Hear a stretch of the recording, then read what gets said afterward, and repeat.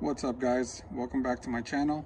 Today I'm going to make a quick video on how to put your water softener on bypass if you have this blue knob here.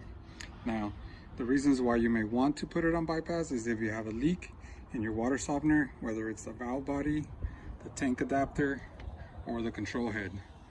So you're going to come here to your bypass and you're going to turn it clockwise all the way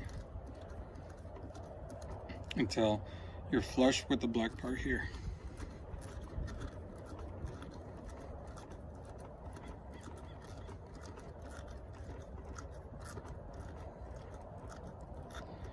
Now your unit is on bypass. Your water comes here, this way and this way, and completely bypasses your water softener. Now if you do have a leak, you're only going to have residual water left, and then the leak is going to stop. After you get your water softener serviced, you're going to come back to the bypass. You're going to turn it counterclockwise until you feel this blue knob lose tension. Then it's completely open. Right there.